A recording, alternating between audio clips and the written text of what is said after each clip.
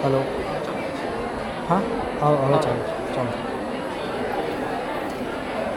Hello, silent please. Hello hello hello, silent please.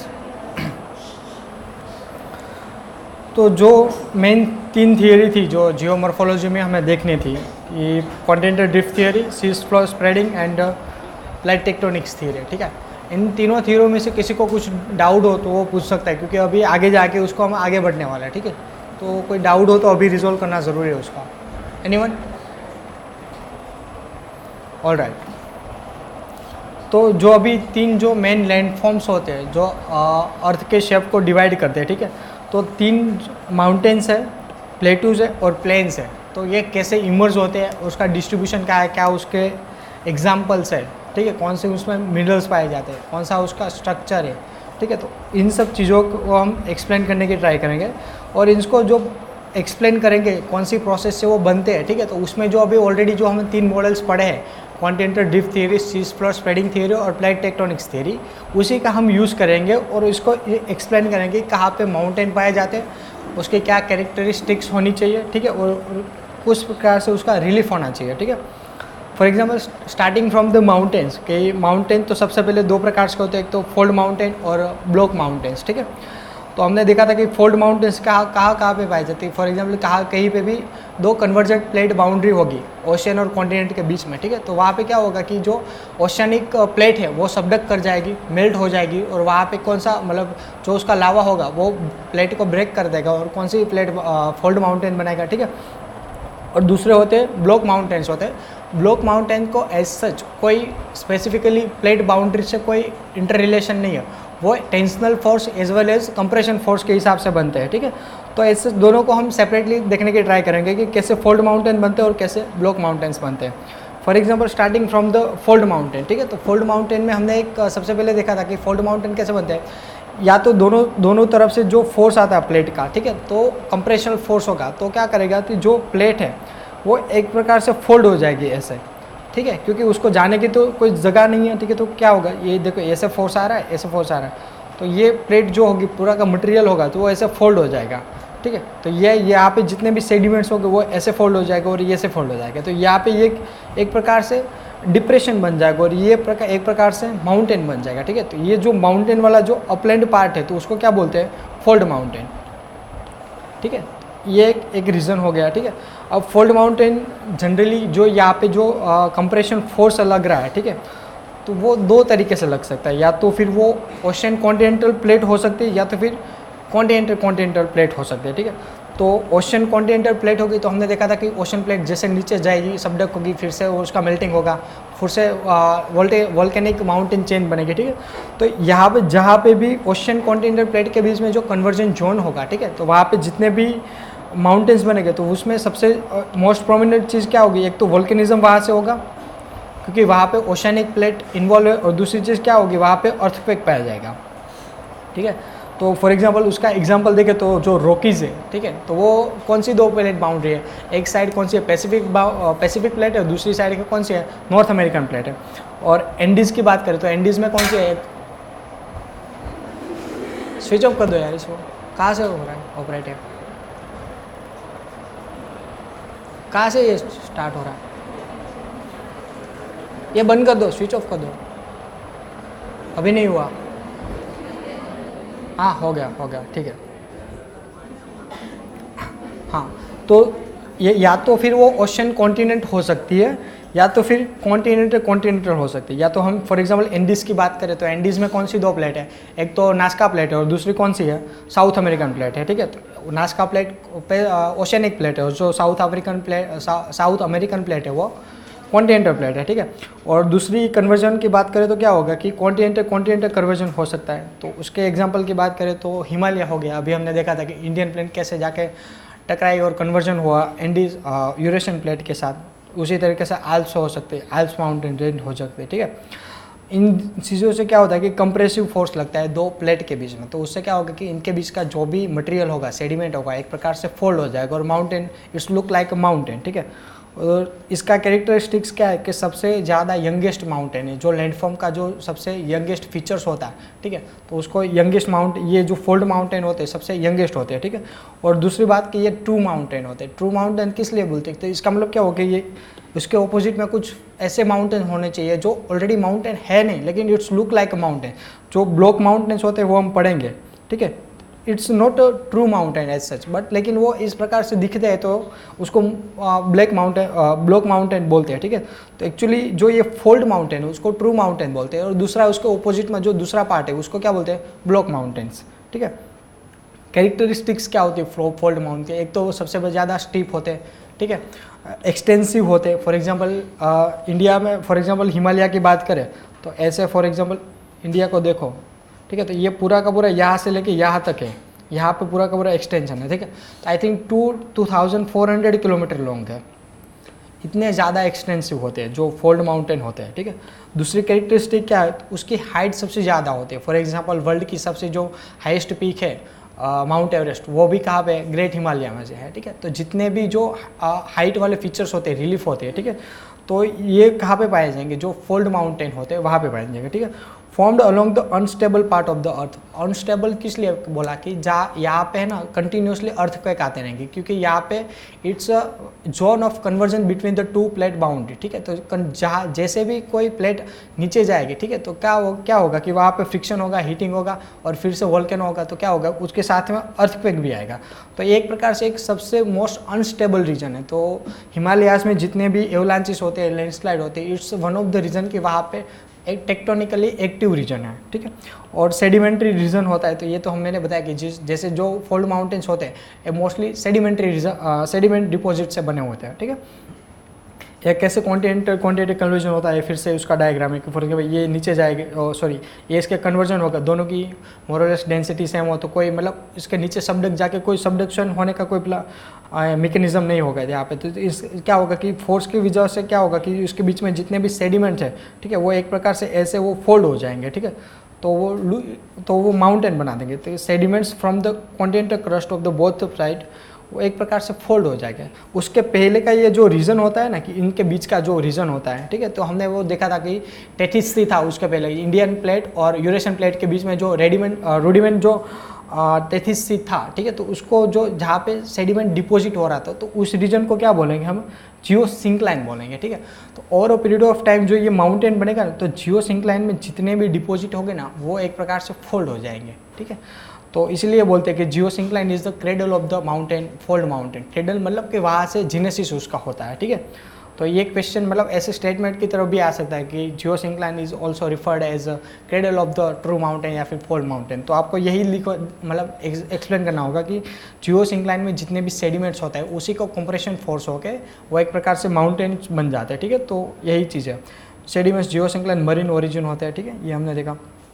एक fold mountain का distribution है कि कहाँ पे अभी हमें फोल्ड माउंटेन पाए जाते हैं। फॉर एग्जांपल अभी हमने यहाँ पे रॉकीज़ की बात की थी, ठीक है, तो रॉकीज़ कौन सी दो प्लेट है, यहाँ पे एक तो पैसिफिक प्लेट है और यहाँ पे नॉर्थ अमेरिकन प्लेट है, ठीक है। Same way it's here Andes mountain, ठीक है, यहाँ पे नास्का प्लेट है और साउथ अमेरिकन प्लेट है।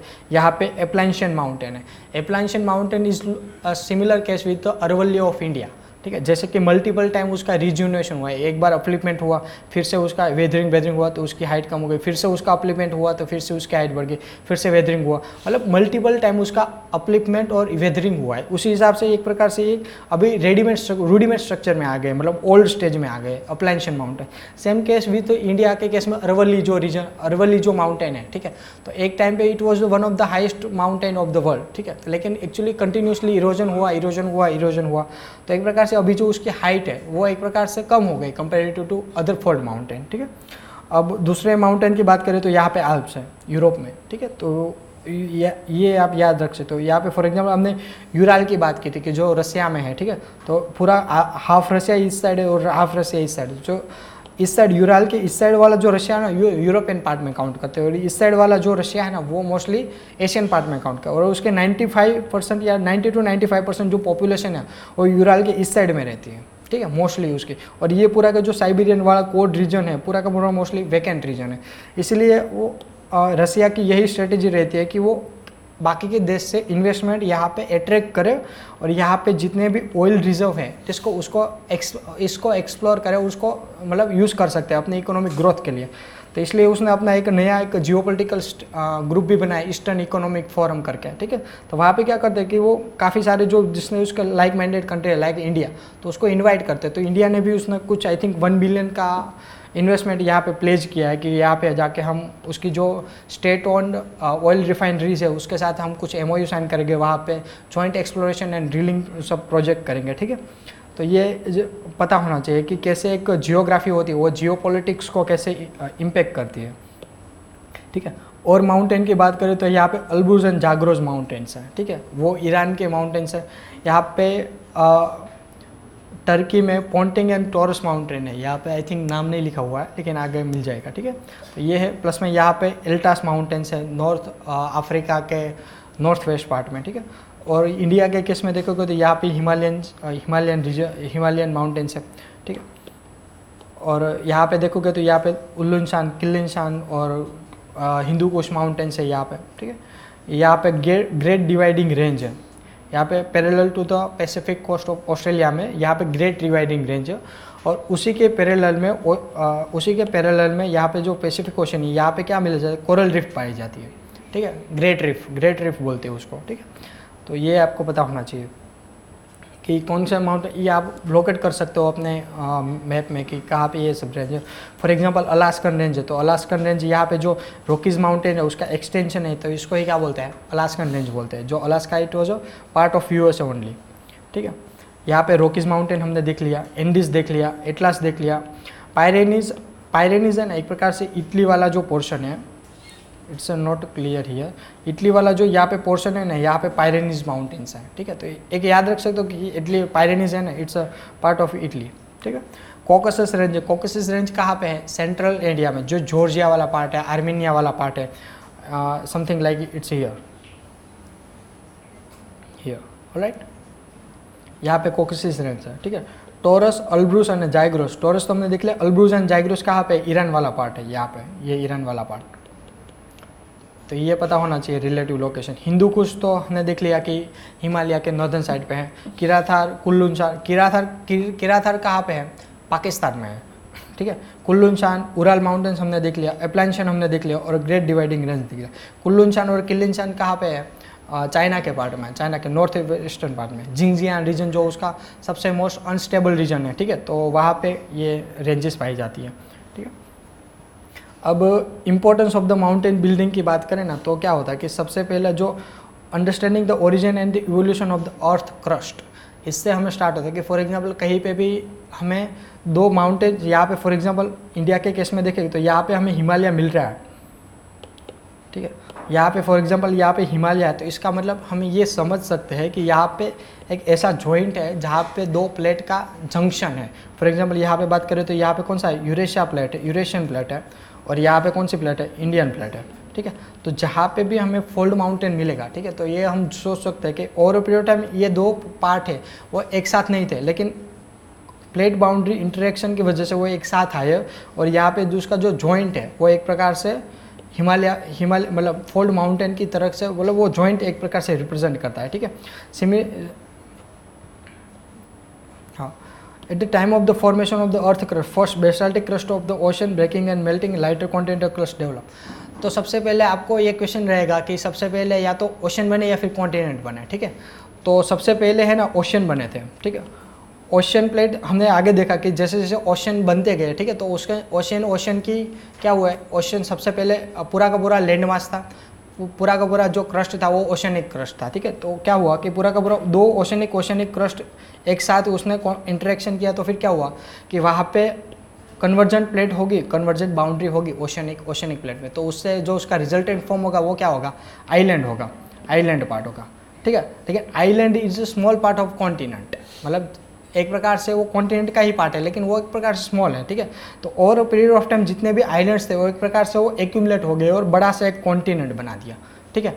अब जाके क्या हुआ, एक बड़ा सा कॉन्टिनेंट फॉर्म हो गया, तो उससे क्या होगा कि अब ओशन और कॉन्टिनेंट के बीच में इंटरेक्शन स्टार्ट हो गया।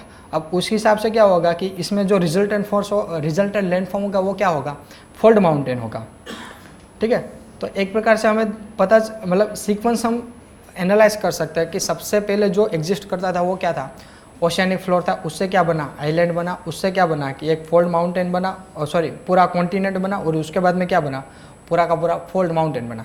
ठीक है, तो ये माउंटेन बिल्डिंग प्रोसेस से हम उसका सीक्वेंस हम डिसाइड कर सकते हैं कि सबसे पहले कौन एग्जिस्ट करता था, उसके बाद में कौन सा डेवलप हुआ, उसके बाद में कौन सा डेवलप हुआ। ठीक है, this students are referred as fold mountain, ये तो हमने देख लिया। ठीक है, तो ये फोल्ड माउंटेन हमने देख लिया। Anyone question from fold mountain? Alright, या जियो सिंक्लाइन फिर से समझा दूँ? ऑलराइट, एक मिनट।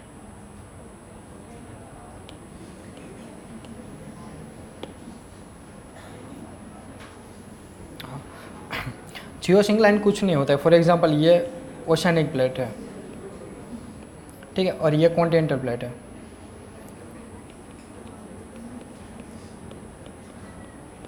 ठीक है, अब फॉर एग्जांपल ये ऐसा वाटर है, ठीक है, यहाँ पे ये ट्रेंच बन जाएगी। ठीक है, तो फिर क्या होगा कि फॉर एग्जांपल यहाँ पे ओशन फ्लोर है, ठीक है, यहाँ पे उसमें सेडिमेंट्स हो गए काफ़ी सारे। ठीक है, तो ये sediments over a period of time यहाँ पे एक्यूमुलेट होते जाएंगे। आई थिंक ओशनोग्राफी जब हम पढ़ेंगे तो उसको हम कॉन्टिनेंटल राइज बोलते हैं। ठीक है, तो ये जो सेडिमेंट्स यहाँ पे जो over a period of time accumulate होते जाएंगे तो ये ऐसा बन जाएगा, लुक्स लाइक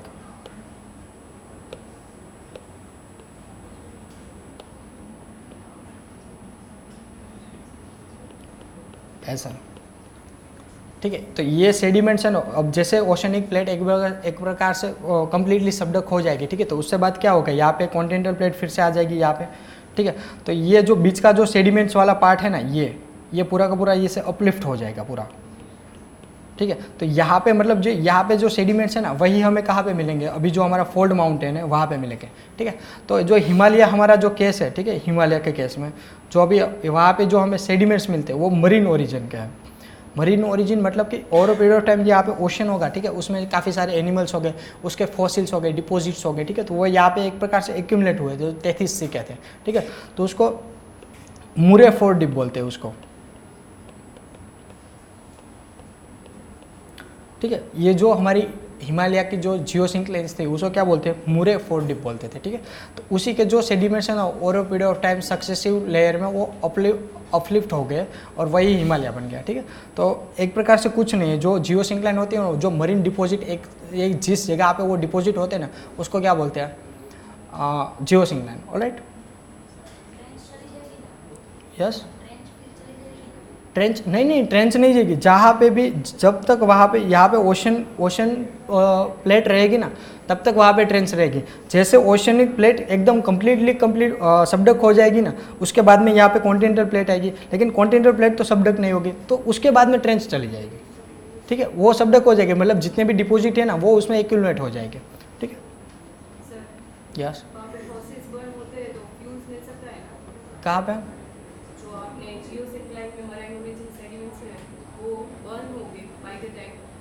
बर्न नहीं हो गया, वो डायरेक्टली यहाँ पे फोर्स की कंप्रेशन फोर्स दोनों साइड से लगेगा। तो इस हिसाब से ये जो फोल्ड ये है ना, पूरा का पूरा फोल्ड हो जाएगा, इसमें बर्न होने की कोई चीज़ें नहीं है।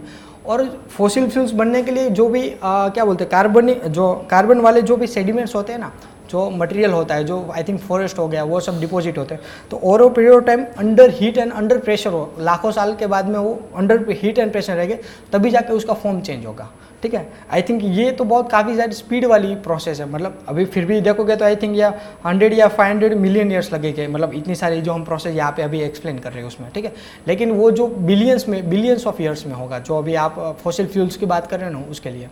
ठीक है, हाँ, तो दूसरा टाइप है ब्लॉक माउंटेन्स है। ठीक है, तो ब्लॉक माउंटेन्स कैसे बनते हैं, तो आपको पता चलेगा कि उसमें फोल्ड माउंटेन में क्या था कि कंप्रेशन फोर्स लग रहा था।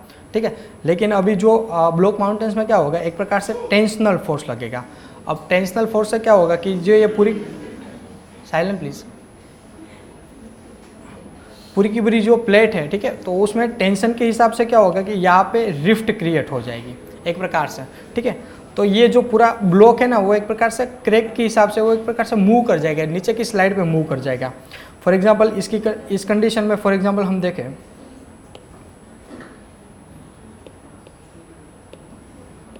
ठीक है। अब ये इनको इस साइड हम फोर्स करेंगे और इसको इस साइड हम फोर्स करेंगे, तो फिर क्या होगा कि यहाँ पे क्रैक बन जाएगी पूरी की पूरी, ठीक है। और इस क्रैक की वजह से क्या होगा कि ये पार्ट इस साइड चढ़ जाएगा, ये पार्ट इस साइड चला जाएगा, तो ये जो नीचे मिडल वाला पोर्शन है वो ग्रेविटी के अंडर इन्फ्लुएंस में वो नीचे सबडक कर जाएगा, तो फिर ये रिजल्टेंट लुक लाइक ऐसा बन जाएगा हमें, ठीक है, ऐसा। ये इस साइड जाएगा और ये इस साइड जाएगा, जो बीच वाला जो मिडल वाला पोर्शन था वो नीचे सबडक कर जाएगा, तो फिर ये हमें लुक लाइक टेंस, मतलब ऐसा लग रहा है कि वो माउंटेन है। तो जो ये पूरा का पूरा जो क्या बोलते हैं डिप्रेशन बना, तो उसको क्या बोलेंगे हम, रिफ्ट वैली। और ये जो पूरा माउंटेन वाला स्ट्रक्चर हमें बन रहा है, तो उसको क्या बोलेंगे हम, ब्लॉक माउंटेन्स,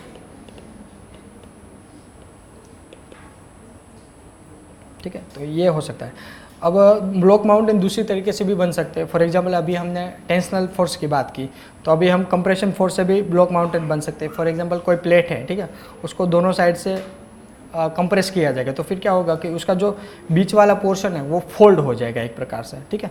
तो ये जो पूरा का पूरा जो एक फोल्ड हो गया इन दोनों की प्रेशर की वजह से, ठीक है, इन दोनों वाले चीज़ों का, तो फिर क्या होगा कि ये ब्लॉक माउंटेन बन जाएगा। और ये जो दूसरा डिप्रेशन वाला उसके कंपेरेटिव में जो लोअर हाइट वाला पार्ट है, तो उसको क्या बन जाएगी, ये दोनों साइड रिफ्ट वैली बन जाएगी, ठीक है। इस साइड और इस साइड दोनों साइड रिफ्ट वैली बन जाएगी, ऑलराइट। तो मतलब कि रिफ्ट वैली जो ब्लॉक माउंटेन्स होते हैं वो आइदर टेंशनल फोर्स से भी बन सकते हैं या तो फिर कंप्रेशनल फोर्स, दोनों फोर्स से बन सकते हैं, ठीक है।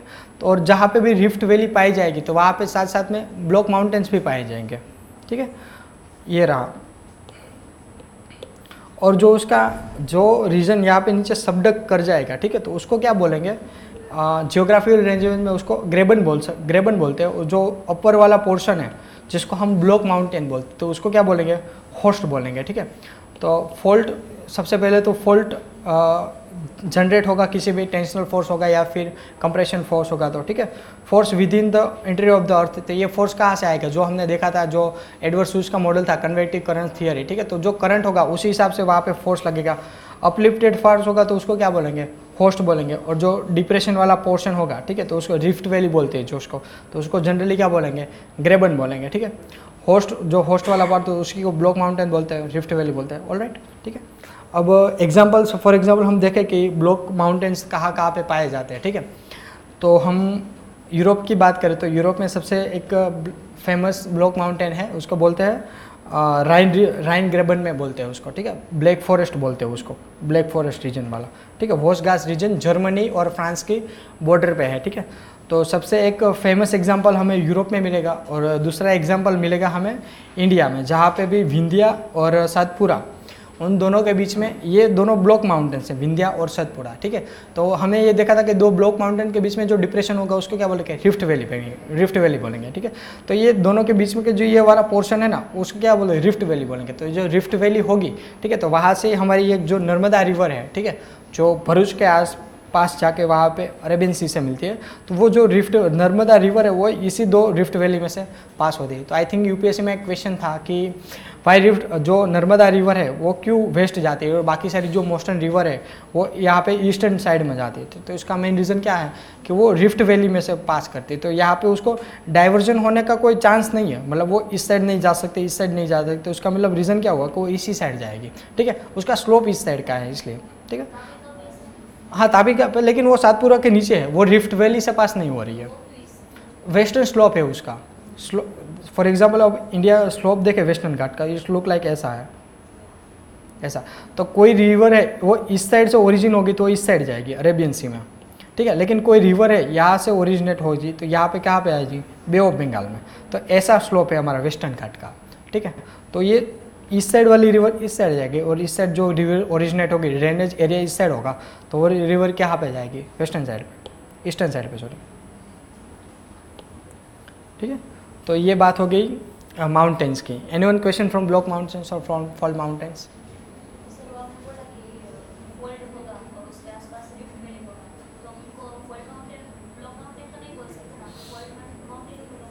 फिर से रिपीट है।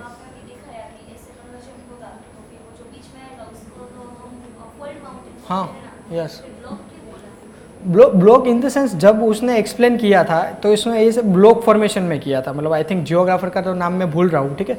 तो उसने बोला था कि ये जो स्टीप रीजन बनेगा ना ये पूरा का पूरा, तो ये प्रकार से पूरा का पूरा ब्लॉक स्लाइड हो जाएगा नीचे की तरफ से अंडर ग्रेविटी। यस, यहाँ पे हाँ, अरे ये तो सिर्फ ये एक्सप्लेनेशन करने के लिए है, मतलब ऐसे जो सेडिमेंट का कंप्रेस होगा तो ये पूरा का पूरा स्लाइड हो जाएगा।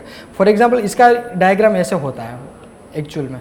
फॉर एग्जांपल इसको दोनों साइड से कंप्रेशन होगा तो फिर क्या होगा, यहाँ पे स्क्वीजिंग होगा तो ये पूरा पार्ट है ना कंप्रेशन की वजह से ऊपर उठ जाएगा, तो फिर क्या होगा, इट्स लुक लाइक ऐसा हो जाएगा।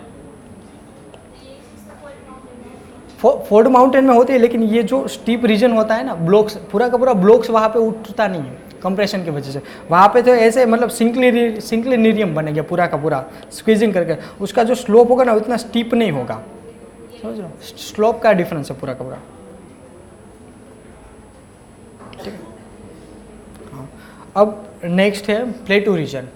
प्लेटू मतलब पठार जो बोलते हैं मोस्टली, ठीक है। तो पठार क्या होता है कि जो जनरली प्लेन होता है उससे काफ़ी अप्रेस्ड प्लेटफॉर्म होता है, और जो माउंटेन्स है थोड़ा सा रिलीफ उसकी कम होती है। सेकंड चीज़ क्या होती है, उसका जो रीजन अपर जो लैंडफॉर्म है उसका अपर रिलीफ है वो मोस्टली फ्लैट होता है, just like it's looking like ऐसे माउंटेन है, ठीक है।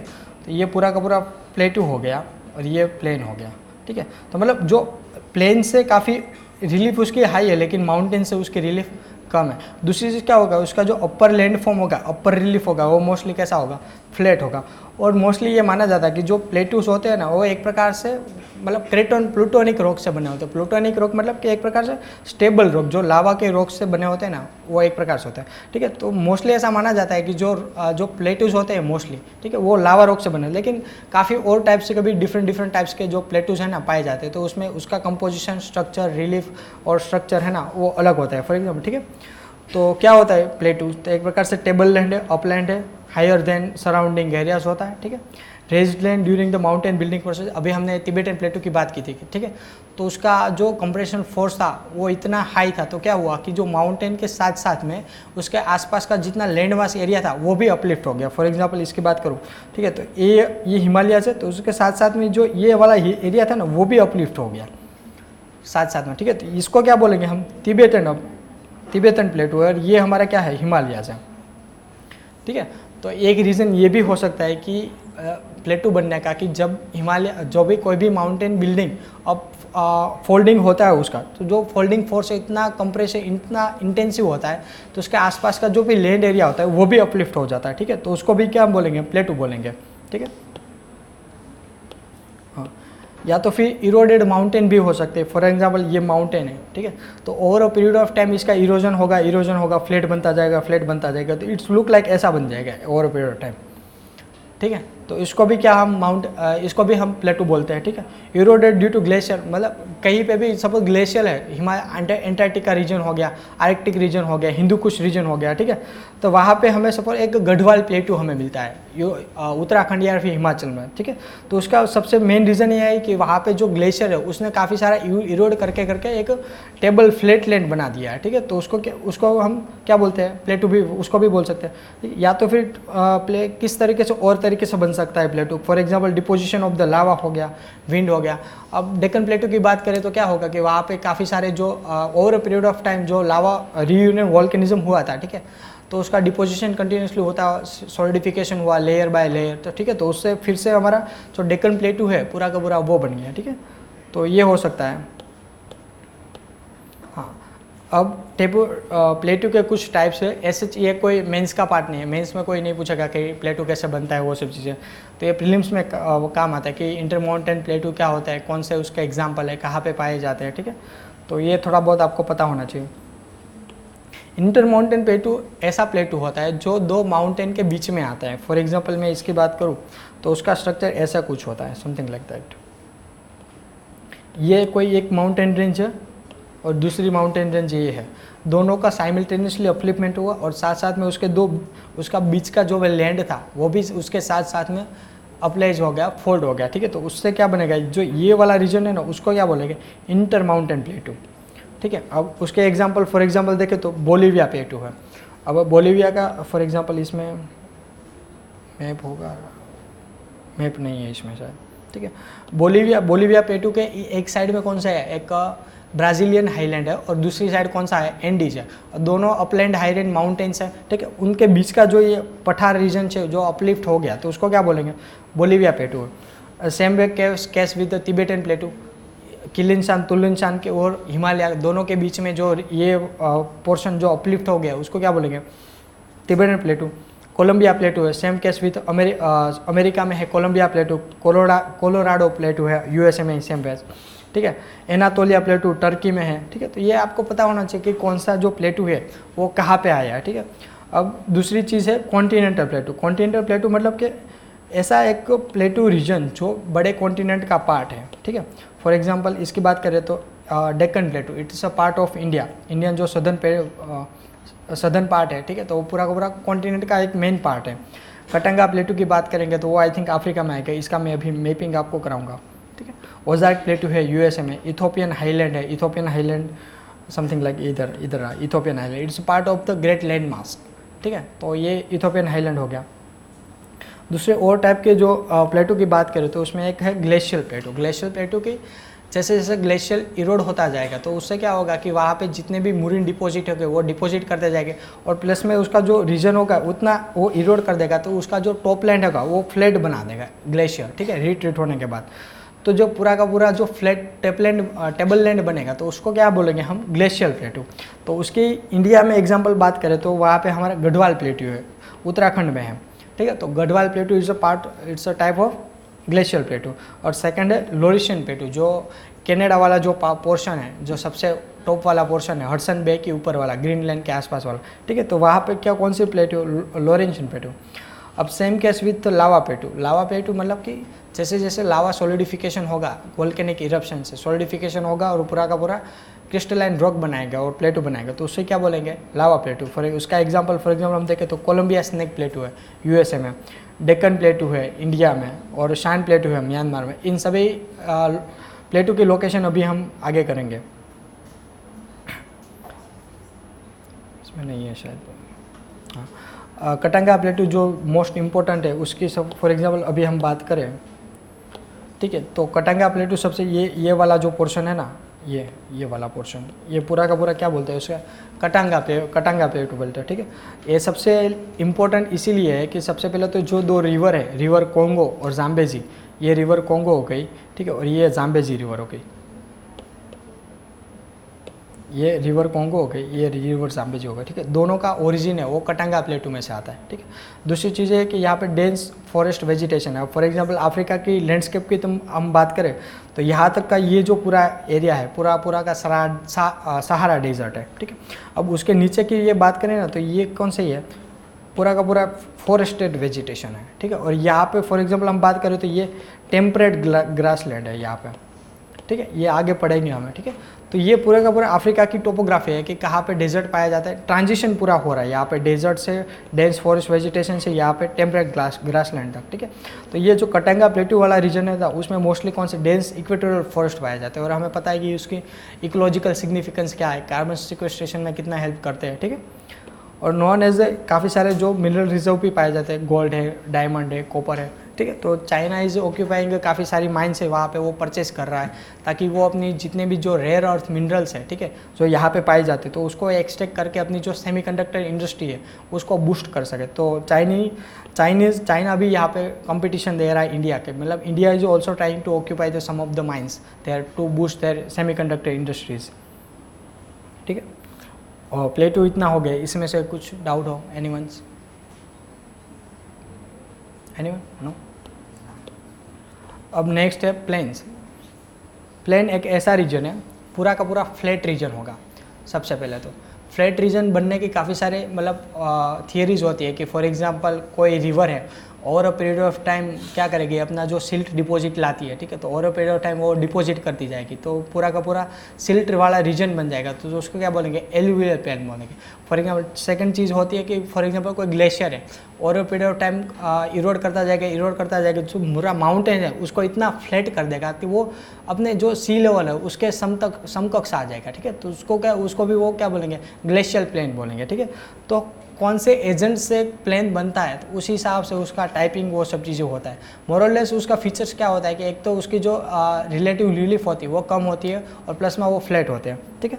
तो flat area with relatively low height, उसकी हाइट कम होती है। Best for the human habitation, कि वहाँ पे काफ़ी सारी जो एग्रीकल्चर जो प्रैक्टिसेस होती है वो कर सकते हैं। काफ़ी सारी एल्यूवियल सॉइल होती है, फर्टाइल सॉइल होती है, ठीक है। और काफ़ी सारी चीज़ें ह्यूमन हैबिटेशन के लिए सबसे ज़्यादा इंपॉर्टेंट है। तो फॉर एग्जांपल हम हिस्ट्री में बात करें कि जितनी भी सिविलाइजेशन फ्लरिश हुई है वो मोस्टली रिवर कॉन्टिनेंट या फिर रिवर प्लेन में ही हुई है। फॉर एग्जांपल बात करें तो Indus valley civilization, it's flourish during and the flood plain of the Indus river. Nile civilization देख लो, इजिप्ट की सिविलाइजेशन देख लो, ठीक है। तो जितनी भी सिविलाइजेशन हुई है, ठीक है, तो वह वहाँ पे फ्लड के एरिया फ्लड प्लेन में ही हुई है। मोस्ट पॉपुलेटेड एरिया होता है वर्ल्ड के alluvial plains of the rivers है। For example Indo Gangetic plains है, बिहार हो गया, झारखंड हो गया, वेस्ट बंगाल हो गया। West Bengal has the second largest density, human density in the India, ठीक है। तो ये डेंसेस्ट पॉपुलेशन होती है, काफ़ी सारे डेंस पॉपुलेशन यहाँ पे करते हैं, ठीक है। डिपोजिशन कैसे कैसे बनता है, फॉर एग्जांपल रिवर भी अपना सेडिमेंट्स है वो डिपॉजिट कर सकते हैं, ठीक है, तो उससे भी प्लेन बन सकता है। सेकंड चीज़ होती है सीस है। सीस से कैसे बनता है कि over a period of time जो ओशन करंट्स होते हैं तो उसमें काफ़ी सारे सेडिमेंट्स होते हैं, ठीक ठीक। तो ओवर अ पीरियड जैसे ocean current sediment ocean coast पे आएंगे तो फिर क्या होगा कि उसकी ओशन कैरिंग कैपेसिटी कम हो जाती है। तो वो क्या करेंगे, अपने अंदर जितना भी डिपॉजिट होता है, ठीक है, तो वो कोस्ट पे डिपॉजिट करते जाएंगे। तो एक प्रकार से फ्लड प्लेन या फिर डेल्टाइक प्लेन बनाएंगे, ठीक है। तो या तो रिवर से भी बन सकता है या तो फिर सी से भी बन सकता है, ठीक है। इरोजनल प्लेटू भी हो सकते हैं, जैसे हमने बात किया था कि या तो विंड इरोजन भी कर सकता है, ग्लेशियल भी इरोजन कर सकता है, ठीक है। तो ये सारे it's agent of the erosion, कोई भी काम कर सकता है और फ्लैट प्लेन बना सकता है, ठीक है। अब कुछ इंपॉर्टेंट रिवर बेसिन की बात करें कि जहाँ पे हमें अच्छे मतलब फ्लैट प्लेन्स पाए जाते हैं। तो फॉर एग्जांपल इंडस की बात करें, एशिया में बात करें तो सबसे बड़ा जो रीजन है तो इंडस है। तो वहाँ पे काफ़ी सारे जो बड़े बड़े सिटीज़ है, इंपॉर्टेंट सिटी इंडिया और पाकिस्तान के इसी के में आए हैं। फॉर एग्जांपल लेह हो गया हमारा, ठीक है, तो वो इंडस रिवर के बेसिन पे ही है। सेकंड हो गया उसका कराची पोर्ट है पाकिस्तान का, ठीक है। तो कराची पोर्ट भी इंडस का जो माउथ है उसी के आसपास उसके वेस्ट में ही है, ठीक है। गंगा ब्रह्मपुत्र हो गया, ठीक है। तो पूरा का पूरा जो नर्दर्न प्लेन है हमारा इंडो गंगा ब्रह्मपुत्र प्लेन, जो सबसे बड़ा हमारा फर्टाइल प्लेन है, जो हमारा green revolution area, green revolution बाद जहाँ पे सक्सीड हुआ था, ठीक है। तो उसका मेन रीज़न यही था कि वहाँ पे सबसे ज़्यादा फर्टाइल प्लेन हमें फर्टाइल सॉइल मिलती है, एल्यूवियल सॉइल, ठीक है। तो ये रीज़न हो गया। चाइना में यांगत्से रिवर है, ठीक है, यांगत्से रिवर ये रही यांगत्से रिवर, यहाँ पे तिब्बत से स्टार्ट होके ऐसे यू टर्न करके डायरेक्टली शंघाई पे जाती है। तो सबसे जितने भी इम्पोर्टेंट सिटीज़ है चाइना के तो वो मोस्टली इसी रिवर के फ्लड प्लेन में लोकेटेड। फॉर एग्जांपल इसकी बात करें, ये चेंगदू, ये जो सर्जन वाला रीजन हो गया, ये region it's called as rice bowl of China, rice bowl of China बोलते हैं इसको, ठीक है। इतने सारे राइस की प्रोडक्टिविटी होती है क्योंकि राइस को ग्रो करने के लिए you need ample amount of water. उसको आपको जो जो उसका राइस का प्लेन होता है उसको आपको कंटिन्यूसली फ्लड करके रखना होता है, ठीक है। तो जो पूरी की पूरी इरिगेशन के लिए जो वाटर चाहिए तो वो पूरा का पूरा यांगत्से रिवर के आता है। तो इट्स मतलब इतना ज़्यादा हाई इंटेंसिटी से यहाँ पे राइस का प्रोडक्शन होता है, जिसको बोलते हैं rice bowl of the world. For example और नानजिंग की बात करें तो वहाँ पे है ना famous iron and steel plant आता है, यहाँ पे लोकेटेड है, ठीक है।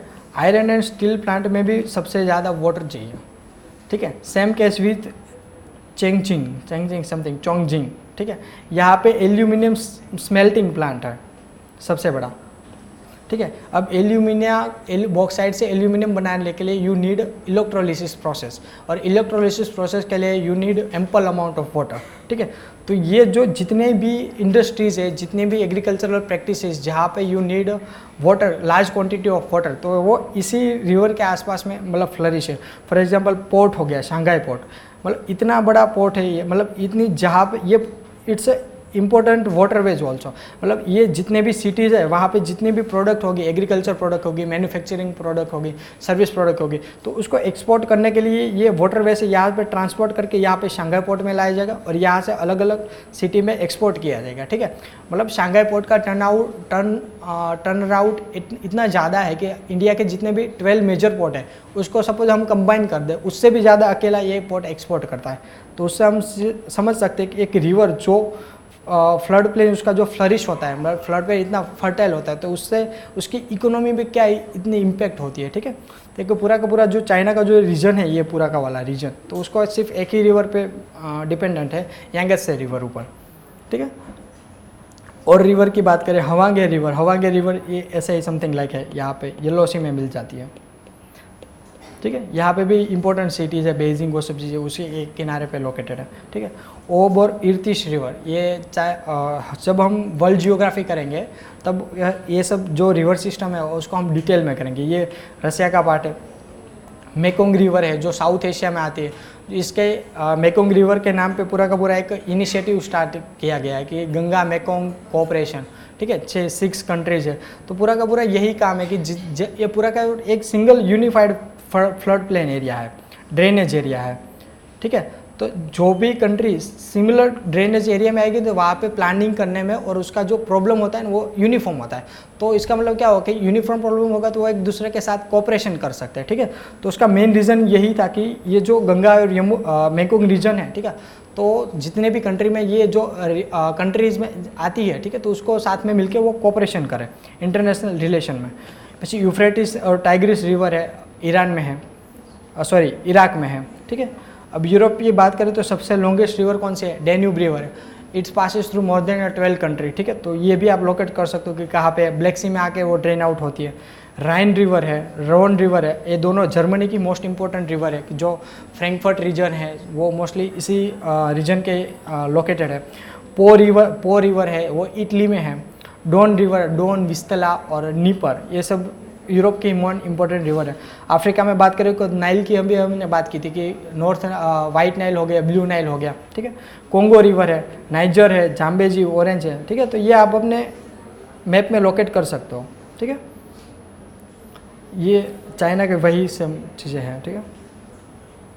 यहाँ पे एक चीज़ हमें नोट करने वाली चीज़ है कि जो 3 जॉर्ज डैम है उसका, चाइना का, यहाँ पे 3 जॉर्ज डैम, यहाँ पे चाइना ने क्या किया कि अपनी कभी कभी यहाँ पे जो सिजुआन वाला रीजन है ना, यहाँ पे इतना ज़्यादा बारिश होती है, तो वहाँ पे है ना कभी जो लोअर पार्ट होता है ना वहाँ पे फ्लडिंग आ जाती है। तो उसने चाइना ने क्या किया, यहाँ पे सबसे बड़ा एक ग्रेविटी डैम बनाया, सबसे बड़ा वर्ल्ड में सबसे ज़्यादा ग्रेविटी डैम बनाया, सबसे बिगेस्ट ग्रेविटी डैम यहाँ पे बनाए। तो उसने क्या किया कि ये पूरा का पूरा यहाँ पे रिजर्वर क्रिएट किया है।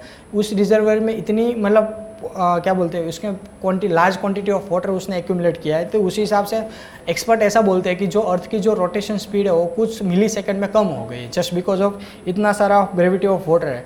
और दूसरा इसका इम्पैक्ट ये होता है, एक आइसोस्टेटिक एक थियरीज आती है जियोग्राफी में, ठीक है। उससे क्या होता है कि जब जहाँ पे भी आप large quantity of matter accumulate करते हो तो वहाँ पे सिस्मिक एक्टिविटी है ना वो बढ़ जाती है, अनइक्विलिब्रियम वहाँ पर क्रिएट होता है। उसी हिसाब से क्या होता है यहाँ पे मल्टीपल अर्थक्वेक आते हैं, ठीक है। तो इंडिया में हम बात करेंगे तो लातूर डैम हमने बनाया था, ठीक है। तो वहाँ पे इतना सारा पानी एक्यूमुलेट हो गया तो वहाँ पे लातूर में 1987 में एक अर्थक्वेक भी आ गया, ठीक है। तो इसलिए जो अभी जो मुहिम चल रही है जो वाटरशेड डेवलपमेंट की, जहाँ पे भी हम फोकस करते हैं कि स्मॉल वाटर डैम और स्मॉल चेक डैम बनाए जाए, तो उसका प्राइम रीज़न यही है कि बड़े रिजर्वर सपोज इनकेस वो फेल भी हो गए तो काफ़ी सारी फ्लड कंडीशन से काफ़ी सारा डिस्ट्रक्शन हो सकता है। और दूसरी चीज़ क्या होता है कि जहाँ पे भी हम लार्ज रिजर्वर बनाएंगे, ठीक है, वहाँ पे लैंडस्लाइड, अर्थक्वेक की प्रोबेबिलिटी बढ़ जाती है, ठीक है। तो ये दोनों चीज़ होती है। अब नेक्स्ट ये यूफ्रेटिस और टाइग्रिस रिवर इराक की बात करें, ठीक है। तो इसमें फॉर एग्जाम्पल अब ऐसी कोई रिवर हम स्टडी करना चाहें कि जो हमारे इतनी इंपॉर्टेंट नहीं है, ठीक है, तो उसमें हमें कौन सी चीज़ें हमें याद रखनी होती है कि उसके आसपास में कौन से इम्पोर्टेंट सिटीज़ लोकेटेड है उस रिवर पे, ठीक है। तो यूफ्रेटिस और टिग्रिस की सपोज फॉर एग्जांपल हम बात करें तो सबसे मोस्ट इम्पोर्टेंट सिटी यहाँ पे लोकेटेड है, उसका जो कैपिटल बगदाद टिग्रिस रिवर के बैंक पे लोकेटेड है, ठीक है। दूसरा सबसे मोस्ट इम्पोर्टेंट सिटी है उसका मोसुल है। मोसुल क्या है कि एक टाइम पे 2014-15 में ISIS का कब्जे में आ गया था, ठीक है। आई थिंक 2017-18 में उसको छुड़ाया गया, तो इसीलिए वो न्यूज़ में अक्सर रहता है ये मोसुल सिटी, ठीक है। तो इसका भी लोकेशन तुम्हें पता होना चाहिए। अब यूफ्रेटिस रिवर की बात करें तो अल बसरा सिटी है उसका यहाँ पे कॉन्फ्लुएंस पे, तो वो सबसे मोस्ट इंपॉर्टेंट होता है, ठीक है। तो यह 3 सिटी है जो तुम्हें याद रखने की ज़रूरत है, बगदाद, मोसुल और अल बसरा, ठीक है। दूसरी चीज़ हम फॉर एग्जांपल इसी मैप में हम बात करें तो यहाँ पे हमें लेक उर्मिया मिलता है। जो ईरान, ये ईरान वाला पार्ट है ये, ठीक है, और ये टर्की वाला पार्ट है, ठीक है, और यहाँ पे लेक वान मिलता है, लेक वान और लेक उर्मिया यहाँ पे दिख रहा है, ठीक है। तो ये क्या, ये क्यों इम्पोर्टेंट है, ये दो सॉल्टीएस्ट लेक है जहाँ पे भी ऐसा है कि आई थिंक मोर देन 330 उसकी सेलिनिटी है। अब इस कंडीशन में फॉर एग्जांपल ऐसा जाएंगे ना, यहाँ पे भी कुछ भी आप फेंको तो वो फ्लोट करेगा, वो उसमें सिंक नहीं करेगा इन दोनों की। तो उसका रीज़न क्या है कि इतनी ज़्यादा हाई सेलिनिटी मिलती है। तो फॉर एग्जांपल ऐसी चीज़ है, उसका रीज़न ये है, पहली बात तो इसमें कोई ऐसा कोई मेजर रिवर नहीं आती है। जहाँ पे भी रिवर आएगी, रिवर अपना ड्रेन वाटर करेगी, तो रिवर में मोस्टली फ्रेश वाटर होता है, ठीक है। तो इसमें तो ऐसा कुछ रिवर, मेजर रिवर ड्रेन नहीं करती थी, इसका मतलब क्या होगा, उसके पास कोई फ्रेश वाटर का कोई सोर्स नहीं है। दूसरी चीज़, जो ऑलरेडी रेन वाटर का जो इसमें सोर्स आएगा, ठीक है, तो over a period of time continent है उसके आसपास में पूरा का पूरा, और हमें ये भी पता है कि कॉन्टिनेंट सबसे ज़्यादा गर्म होते हैं और सबसे ज़्यादा ठंडे होते हैं। तो जब वो हीटिंग होगा कॉन्टिनेंट का, तो पूरा का पूरी जो हीट होगी वो एक प्रकार से इसमें ट्रांसफ़र होगी, और जब हीटिंग होगा तो वाटर का जो भी फ्रेश वाटर वाला पार्ट है वो इवोपरेट हो जाएगा, और जो सॉल्ट कंडीशन है वो एक प्रकार से वहाँ पे डिपोजिशन हो जाएगा। तो इसी कंडीशन में क्या होगा कि इन दो जो लेक्स है उसकी जो सेलिनिटी है कंपेयर टू जितनी होनी चाहिए कास्पियन सी वो उसके आसपास में, उनसे काफ़ी ज़्यादा, एक्सपोनेंशियली ज़्यादा है, ठीक है। तो ये रीज़न भी हमें पता होना चाहिए कि वहाँ पे सपोज सेलिनिटी वधु और ज़्यादा है तो क्यों ज़्यादा है, ठीक है। अब फॉर एग्जांपल अमेज़ोन की बात करें तो अमेज़ोन हमें पता है कि सबसे ज़्यादा, सबसे फ्लो वाइज, क्वांटिटी वाइज सबसे लॉन्गेस्ट नहीं लार्जेस्ट रिवर है, कि इसका जो फ्लो ऑफ वॉल्यूम है वो बहुत ही ज़्यादा है, इनफैक्ट हमारी ब्रह्मपुत्रा से भी ज़्यादा है, ठीक है। अब काफ़ी सारी उसकी ट्रिब्यूटरीज है उसमें, इसमें दिखाए हुए हैं, लेकिन आपको ये जानने की ज़रूरत नहीं है। सपोज आप मैपिंग करना चाहोगे साउथ अमेरिका का, ठीक है, तो दो मोस्ट इम्पोर्टेंट रिवर है, एक ये हो गई अमेज़न हो गई, दूसरी हो गई ओरिनोको रिवर, ठीक है। दो ही रिवर इसमें सबसे ज़्यादा इंपॉर्टेंट है, तो ये आप याद रख सकते हो। दूसरी चीज़ क्या होती है कि ये रिवर इतनी ज़्यादा बड़ी है अमेज़न, काफ़ी सारी ट्रिब्यूटरीज इसमें से अपना वाटर ड्रेन करती है, तो फिर क्या होगा, उसका फ्लो बढ़ जाएगा, काफ़ी सारी जगह से यहाँ पे ये सब रिवर है अपना सेडिमेंट्स इरोड करके इसी रिवर में ड्रेन आउट करेगी। तो फिर क्या होगा, यहाँ पे ओवर पीरियड ऑफ टाइम जब अमेज़न रिवर है वो एटलांटिक ओशन से मिलेगी, तो फिर क्या होगा कि जितने भी इसके पास सेडिमेंट्स है वो यहाँ पे डिपॉजिट करना स्टार्ट कर देगी, ठीक है। और इसके पास इतना ज़्यादा डिपॉजिट सेडिमेंट लोड होता है, तो इसका जो कॉन्टिनेंटल शेल्फ है, मतलब आगे ओशनोग्राफी में हम पढ़ेंगे कॉन्टिनेंटल शेल्फ क्या होता है, तो उसने अपना कॉन्टिनेंटल शेल्फ इतना ज़्यादा बड़ा कर दिया है, ठीक है, just because of continuously deposition. तो ये हम सोच सकते हैं कि कोई एक रिवर की जो टोपोग्राफी है वो आगे जाके कॉन्टिनेंट की जो ओशन बिलो द ओशन जो लिथोस्फीयर होता है वो इसको कैसे इम्पेक्ट करता है, कॉन्टिनेंटल शेल्फ को कैसे इम्पेक्ट करता है। तो किसी भी जो बड़ी रिवर हो गई तो उसके माउथ पीस के आसपास जो इतना कॉन्टिनेंटल शेल्फ होगा वो कंपेरेटिवली ज़्यादा लॉन्ग और जेंटल होगा, ठीक है। तो ये यहाँ से हमें लोकेट करना है। अब नेक्स्ट है मिसिसिपी मिसूरी रिवर, ये भी हमने नॉर्थ अमेरिका में ही बात की थी कि ये भी इम्पोर्टेंट है कि यहाँ पे कोलोराडो स्नेक प्लेटू है, यहाँ से निकलती है, ये पूरा का पूरा ये क्या कौन सा रीजन है, ये एक प्रकार से लावा प्लेटू है, ठीक है, क्रेटोन रीजन है। तो इसलिए इसमें इतना ज़्यादा सेडिमेंट नहीं होगा, क्योंकि क्रेटोन जो प्लेट होता है ना उसको आप इरोड करना डिफिकल्ट होता है, एक प्रकार से सॉलिड रिजिड रॉक होता है, ठीक है। तो ये मिसिसिपी रिवर हो गई, यहाँ पे मिसूरी रिवर आएगी, ठीक है, यहाँ पे दोनों से आई थिंक इसमें नहीं मिसूरी यहाँ पे मिसिसिपी इधर, दोनों मिलके यहाँ पे ड्रेन आउट करेंगे। यहाँ पे कौन सा सबसे मोस्ट इंपॉर्टेंट सिटी है, न्यू ऑरलियंस, ठीक है, और ये गल्फ ऑफ मेक्सिको में ड्रेन आउट हो जाएगी। गल्फ ऑफ मेक्सिको क्यों इंपॉर्टेंट है, फॉर एग्जांपल यहाँ पे सबसे ज़्यादा जो सोर क्रूड ऑयल है ना वो यहाँ पे पाई जाता है, ठीक है। जो यहाँ पे जो यूएसए का जो ये प्रोविंस है टेक्सास, ठीक है, वो इसी के लिए फेमस है, वहाँ पे काफ़ी सारी उसकी ऑयल रिफाइनरीज आई हुई है, ठीक है। और यहाँ पे जो ये फ्लोरिडा प्रोविंस है उसका, और यहाँ पे जो स्टेट बनती है तो उसका क्या बोलते हैं, स्टेट ऑफ फ्लोरिडा, ठीक है। तो ये इसके लिए इम्पोर्टेंट है। दूसरी चीज़ इसमें ये इम्पोर्टेंट है कि ये जो उसका ये प्रेरीज बोलते हैं, ये जो टेम्परेट ये उसका फ्लड प्लेन वाला रीजन है ना उसको टेम्परेट ग्रासलैंड में उसको प्रेरीज बोलते हैं। और आगे जाके पढ़ेंगे कि जितना टेम्परेट ग्रासलैंड होता है इस मोस्ट फेवर्ड जो वीट प्रोडक्शन होता है ना, सबसे ज़्यादा वीट प्रोडक्शन जो टेम्परेट ग्रासलैंड होता है ना इसी में होता है। फॉर एग्जांपल अभी प्रेजेंट कंटेक्स्ट की बात करें तो यूक्रेन है वो एक प्रकार से स्टेपी रीजन में आता है, ठीक है। तो सबसे ज़्यादा वीट प्रोडक्शन वही से आता है। अभी पता चला कि मोर देन 25% एक्सपोर्ट सिर्फ अकेला यूक्रेन कर रहा था, यूक्रेन और रशिया मिलके कर रहे थे, ठीक है। तो इसका मतलब क्या होगा, जहाँ पे भी हमें टेम्परेट ग्रासलैंड मिलेंगे, ठीक है, तो वहाँ पे व्हीट प्रोडक्शन सबसे ज़्यादा होगा, ठीक है। तो अभी जो वॉर हुआ तो उसका रीज़न से क्या हुआ कि जितने भी व्हीट एक्सपोर्ट होता था यूक्रेन से, वो एक प्रकार से एक स्टॉप हो गया, ठीक है। तो फिर क्या हुआ कि व्हीट की शॉर्टेज होकर उसकी प्राइस राइज हो गई, ठीक है। तो ये बात हमें ध्यान रखनी कि जहाँ पे भी ग्रासलैंड मिलेंगे वहाँ पे व्हीट प्रोडक्शन ज़्यादा होगा, ठीक है। अब ये ऑस्ट्रेलिया की इम्पोर्टेंट रिवर्स है, मुरे डार्लिंग बेसिन बोलते हैं, ठीक है। ये पूरी की पूरी इसके रिवर्स है, लेकिन कुछ याद रखने की ज़रूरत नहीं, सिर्फ उतना याद रखो कि एक सबसे पहले तो ये क्वींसलैंड उसका जो प्रोविंस है ऑस्ट्रेलिया का, ठीक है, ऑस्ट्रेलिया के जो क्वींसलैंड प्रोविंस है उसी में आती, यहाँ पे क्वींसलैंड लिखा हुआ है, ठीक है। और दूसरी चीज़ को जो इसका मोस्ट इंपॉर्टेंट सिटी है उसके कोस्टल सिटी है, फॉर एग्जाम्पल यहाँ पे ब्रिस्बेन हो गया, सिडनी हो गया, ठीक है, मेलबोर्न हो गया, विक्टोरिया है, ठीक है। तो उसके कोस्टल एरिया के में सिटी है। ऑस्ट्रेलिया के फॉर एग्जाम्पल हम जियोग्राफी की बात करें तो इट्स लुक लाइक ऑस्ट्रेलिया में, ठीक है। तो लेकिन उसकी मोस्टली 90 to 95% पॉपुलेशन इसी में ही रहती है। पूरा का पूरा काफ़ी सारे यहाँ पे डेजर्ट्स आए हुए हैं, ठीक है। तो सेम लाइक विथ चाइना की जितनी भी 90 to 95% पॉपुलेशन है ये अपने ईस्टर्न कोस्ट पे रहती है। बाकी के जो फ्लैट लैंड है, जो माउंटेन वाला रीजन है, ठीक है, जो जिनजियांग रीजन है, वहाँ पे काफ़ी सारे जो क्या बोलते हैं, इतने सारे चाइनीज़ पीपल नहीं रहते, जो हान पीपल बोलते हैं ना, जो हान रेस बोलते हैं, हान रेस, वो पीपल वहाँ पे नहीं रहते, ठीक है। तो ये हम देख सकते हैं कि कैसे जियोग्राफी पॉपुलेशन डिस्ट्रीब्यूशन में इम्पेक्ट करती है, ठीक है। ये होगा।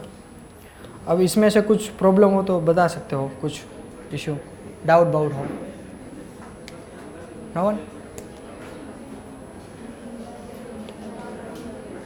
हाँ, तो आगे हम वोल्केनिज्म, अर्थक्वेक और सुनामी पढ़ेंगे।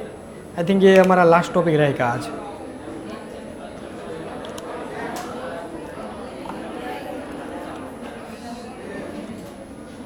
हो गया, चलो स्टार्टिंग फ्रॉम वोल्केनिज्म।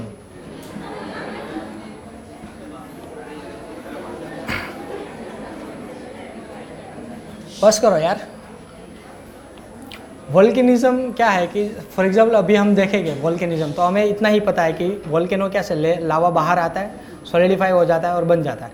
लेकिन एक्चुअली उसके जहाँ पे वोल्केनो बाहर आता है उसके पहले भी काफ़ी सारी इतनी प्रोसेसेस होती है जो बिलो द सर्फेसिस होती है, ठीक है। तो उसको भी जानना ज़रूरी है। वोल्केनिज्म इतना ही नहीं है कि जितना लावा आ गया और सॉलिडिफाई हो गया, ठीक है। उसके नीचे फॉर्मेशन ऑफ द लावा और उसके अपलिफ्टमेंट की जितनी भी प्रोसेसेस है उन सबको इंक्लूड करेंगे ना, तभी जाके जो प्रोसेस बनती है ना उसको वो क्या बोलते हैं, वोल्केनिज्म, ठीक है। जहाँ पे आईइज्म आएगा तो उसका मतलब क्या होगा, कोई एक प्रोसेसेस होगी जो इसको डिस्क्राइब करेगी, ठीक है।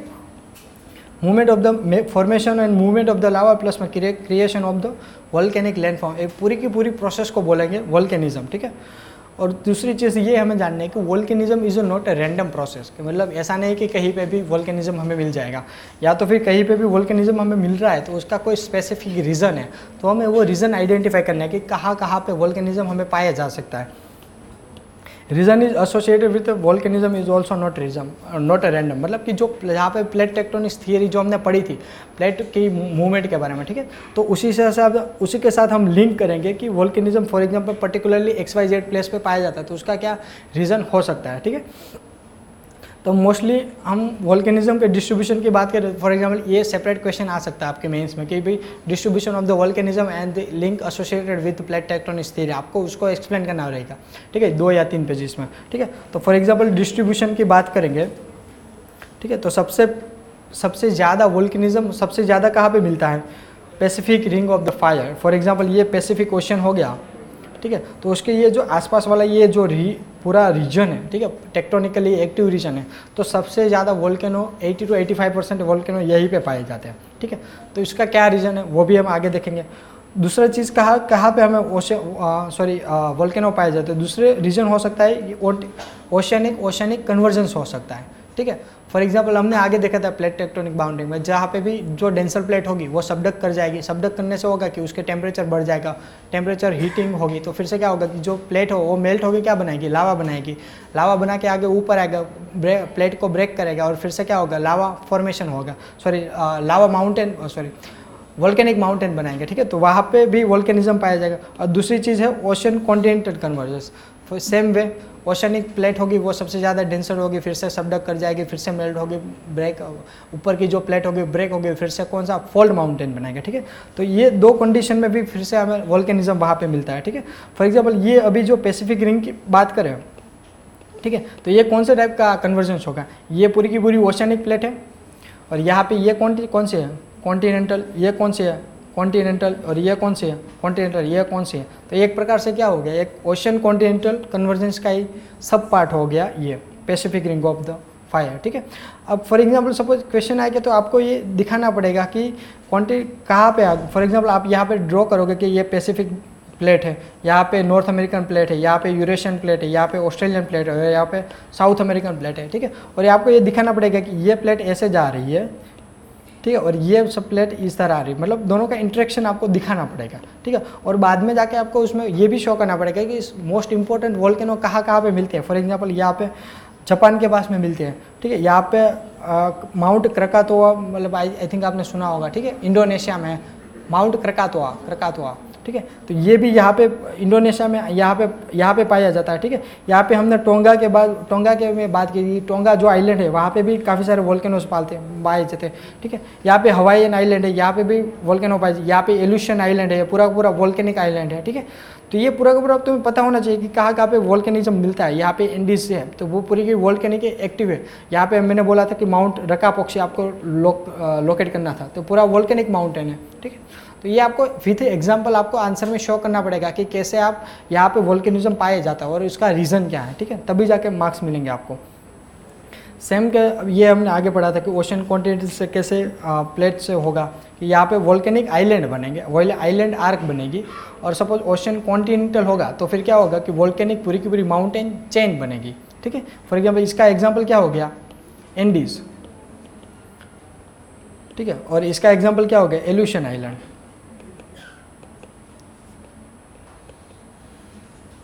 ठीक है।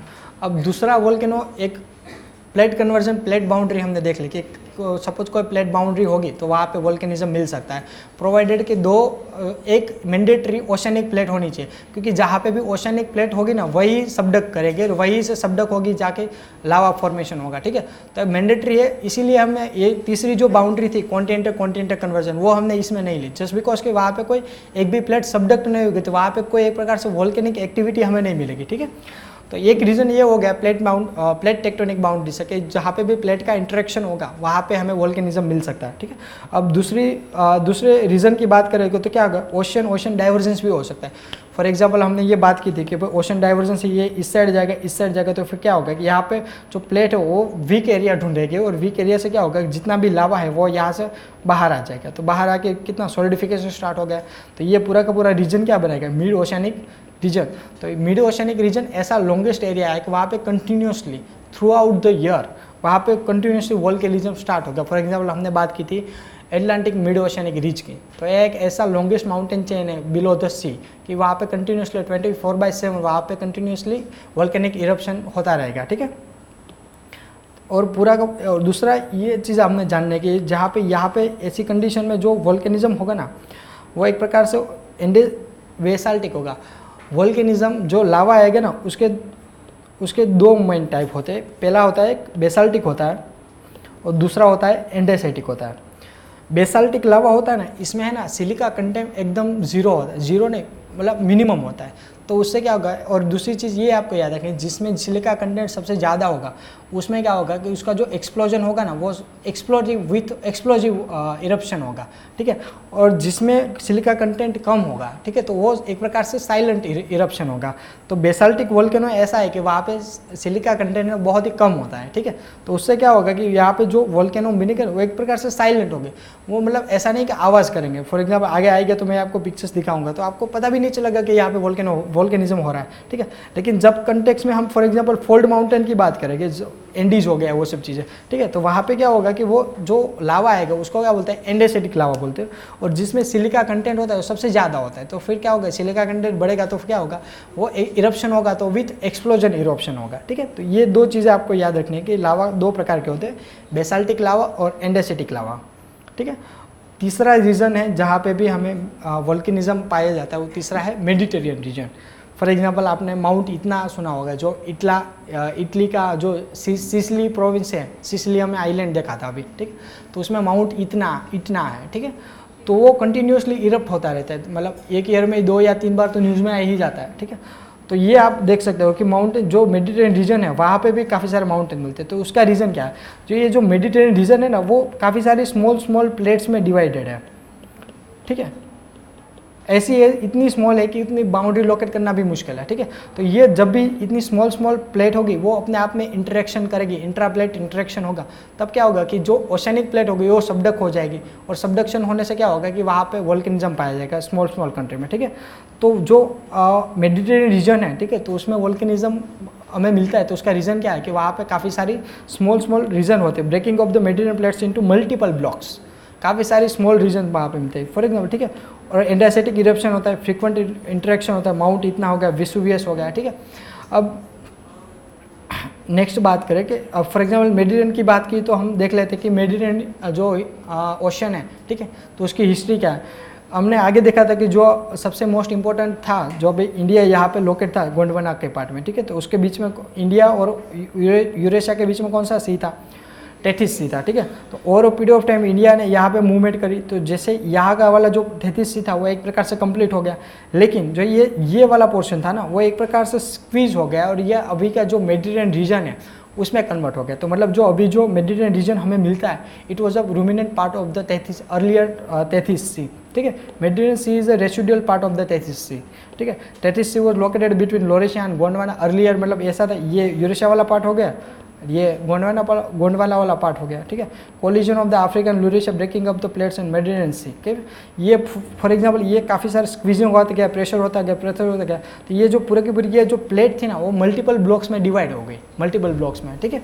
तो अभी जो हमें मेडिटेरियन रीजन में जो मल्टीपल प्लेट्स मिलती है, तो उसका रीज़न यही है कि काफ़ी सारे इसमें जो प्रेशर है ना वो बिल्टअप होता गया है, ठीक है। जो प्लेट है ना वो ब्रेक हो गई है।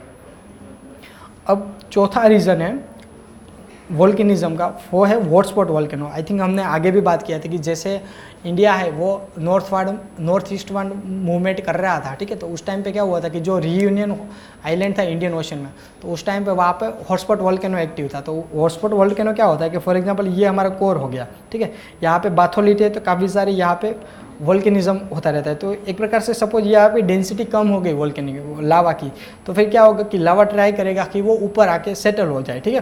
तो ये ऊपर आएगा, लेकिन जब वो ऊपर तब तक आएगा, फॉर एग्जांपल यहाँ पे उसने एक्यूमुलेशन होना स्टार्ट हो गया, ठीक है।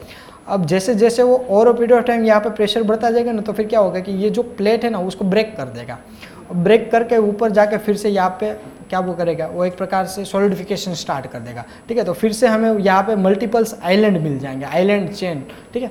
तो एक रीज़न, फोर्थ रीज़न क्या हो गया कि जो कहीं पे भी वोल्केनो मिलता है, ठीक है, तो उसका फोर्थ रीज़न क्या होगा कि मैग्मा फ्रॉम डीप इंटीरियर, जो बेसाल्टिक लावा होता है, ठीक है, डीप इंटीरियर वाला, वो वोल्केनिज्म कर सकता है।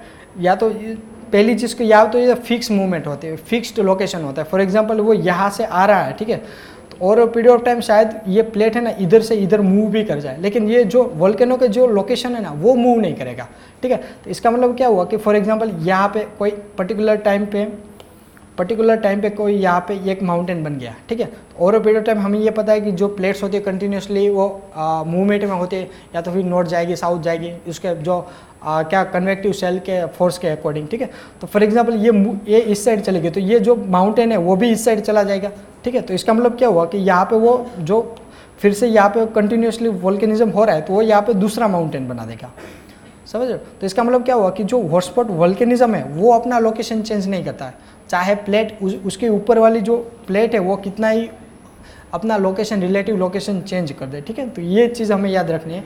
जो अभी रीयूनियन हॉटस्पॉट वोल्केनिज्म है वो अभी भी स्टार्ट है, जो अभी रीयूनियन आइलैंड बने वो इसी का एक प्रकार से रिजल्टेंट फॉर्म है, ठीक है। ये इसका इल्यूशन रीजन वाला जो पार्ट है, साइलेंट प्लीज, क्या काम है,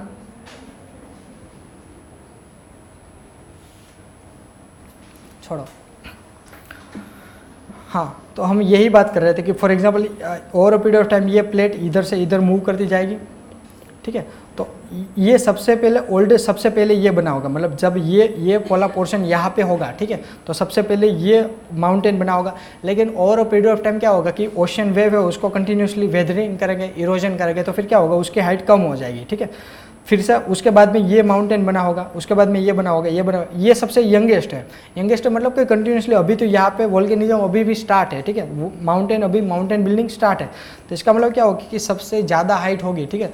तो वो सबसे ज़्यादा हाइट कहाँ पे होगी, जो ऑलरेडी माउंटेन जो हॉटस्पॉट वोल्केनोज है उसके डायरेक्टली ऊपर जो लोकेटेड जो माउंटेन होगा ना उसकी हाइट सबसे ज़्यादा होगी, और जितना हम दूर जाएंगे उस हिसाब से उसकी हाइट कम होती जाएगी। क्यों? क्योंकि जैसे जैसे जाएंगे पहली बात तो उसका एज बढ़ती जाएगी, ठीक है। दूसरी चीज़ उसकी बढ़ती जाएगी कि over a period of time जो ओशन सी वेव है वो कंटिन्यूसली उसको इरोड करते रहेंगे, ठीक है। तो उसको इरोड करने से क्या होगी उसकी हाइट कंटिन्यूसली कम होती जाएगी, ठीक है। तो फिर क्या होगा कि over a period of time जैसे जैसे हम हॉटस्पॉट वोल्केनो से दूर जाएंगे, ठीक है, तो उसकी हाइट कम हो जाएगा, और एक टाइम ऐसा आएगा कि वो बिलो द सी सबमर्ज हो जाएगी, मतलब जो उसका आइलैंड वाला पार्ट होगा वो हमें दिखेगा ही नहीं। फॉर एग्जाम्पल यहाँ पे यहाँ बात करें,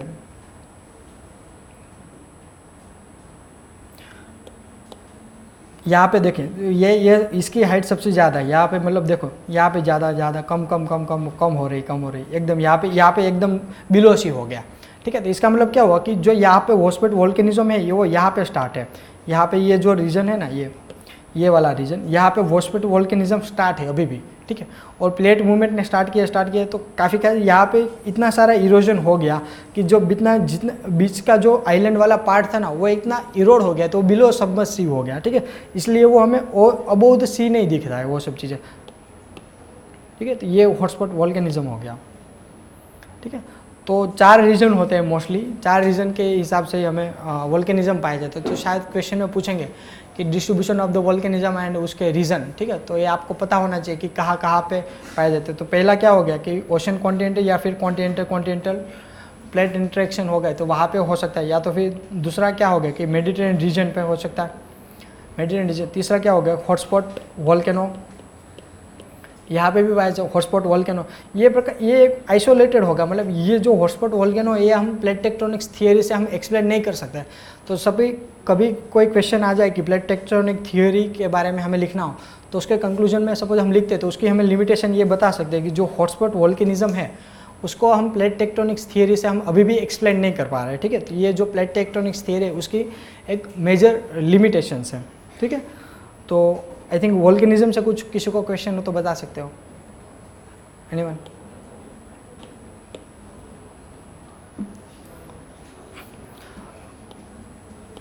ये आगे हमें बात की थी कि 2 टाइप के लावाज होते हैं, पहला हो गया बेसाल्टिक इरप्शन और दूसरा हो गया एंडेसेटिक इरप्शन, ठीक है। बेसाल्टिक इरप्शन क्या होगा कि मिड ओशनिक जो रीज होती है वहाँ से कंटिन्यूसली जो लावा निकलता है उसको क्या बोलते हैं बेसाल्टिक इरप्शन होता है। दूसरी चीज़ होता है कि हाईली फ्लूइड होता है, क्योंकि उसमें सिलिका कंटेंट होता है बहुत ही कम होता है।